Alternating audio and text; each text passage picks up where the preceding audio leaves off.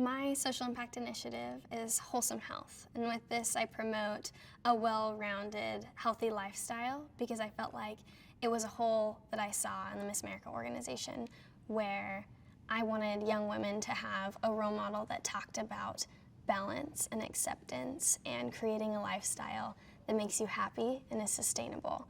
So as Miss America, I would love to have the opportunity to impact young women and individuals across the nation to create a lifestyle that is fit for them and fulfills them. Absolutely. Well, I started in the organization because I saw an opportunity to have fun, to better myself, and to win scholarship money. The combination of things there was enticing to me, but I also, once I was in the organization, saw a lot of unhealthy behaviors around with women trying to look their best. And I think that there's often toxic behaviors that come along with pageantry and competing and being judged off of your physical beauty. And with Miss America 2.0, that's something we're shifting away from, which I really am excited about. This opportunity for us to be judged on our hearts and the fact that this organization is pushing for it to be what you have to offer internally really gives us an opportunity to realize that there is no ideal. We shouldn't be judging based off of the way we look. And I think that Wholesome Health pairs with that nicely, in that I'm promoting taking care of yourself, because it's just because we lost swimsuit doesn't mean it doesn't matter anymore. We should still be taking care of ourselves, but not for the way that we look, but for the way that we feel.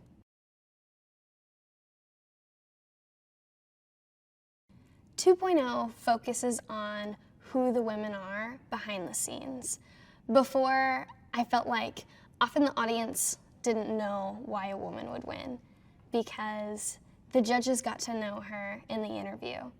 And then beyond that, it was just an on-stage presentation. Oftentimes, other than on-stage question, people wouldn't talk. And that's just not giving the world watching an accurate representation of who she is. Now, with Miss America 2.0, they're making moves to make sure that not only do the judges have a really outstanding understanding, wow, that rhymed, but not only do the Miss America judges really have an understanding of who the women are before them, but the audience has an opportunity to get to know that young woman and understand why she's going to represent the nation. I'm from Weiser, Idaho, where there's a population of about 5,000. Growing up in this space, I like to say that I felt like a celebrity, because when you live in a small town, everyone really is. And that environment prepared me to be a role model. All of my actions were watched, and I had young women looking up at me, even though I was just a high schooler. That opportunity to be in the light showed me the power of being a positive role model, taking advantage of your opportunity to do good in the world, and gave me a support system that I think is foundational in my confidence and my self-awareness. I haven't been involved in the Miss America organization that long, but when I first thought about competing, we had a local competition, and I was 15 considering getting involved. And at that time, that year, Kira Kazantsev, she won Miss America. And that's what got me hooked, because I thought she is light and energy and authenticity. She seemed warm and present with everyone that she was with. I felt like I knew her through whether it was social media or being on camera in interviews. She was real, but she was a real goal for me too. And having her kind of set the standard for me when I first got involved was really what hooked me and made me want to be that in my own version as Miss America. Historically, before social media, very few people actually got to meet Miss America. They saw her in an on stage in a sea of women, and then beyond that, they just had an idea of who she was, but there wasn't that personal interaction. With social media, not only do you have an opportunity to show what you're doing and make people aware of what the organization is, but you create a personal connection with people, kind of like how I felt like I got to know Kira, and that's what really made me want to invest my heart in this organization. As Miss America, I'd have the opportunity to be real, whether it's with Wholesome Health and talking about healthy living in ways that I struggle, whether it's on the road or with comparison or getting enough sleep.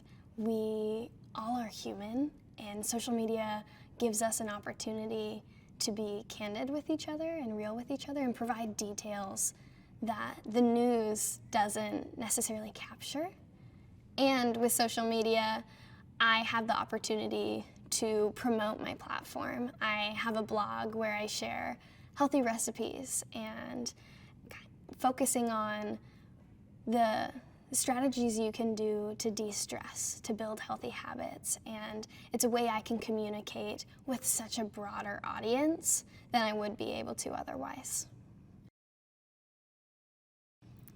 With the Miss America 2.0 branding, I see an opportunity to leave a legacy for what that means.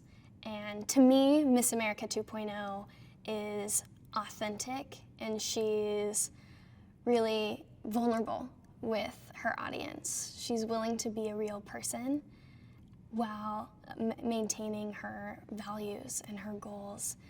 Being myself and my most passionate and positive and motivated self would be some of my goals for what I would do. And then ultimately it kind of comes back to Wholesome Health in that I want to leave an impact on pageantry in general, that the pageant woman is not just what she looks like, that she has a heart, and that is worth taking care of. As Miss America, I see an opportunity to stray away from the physical, hold on. No, that's cool. Okay. You can always finish your sentence and start another one. It's Yes. all good. As Miss America 2.0, there's an opportunity to stray away from what historically has been valued in the organization or what some people think is the most important part. And I have the ability to promote health and leave an impact on the women that compete in this organization and be an example for those candidates to take care of themselves.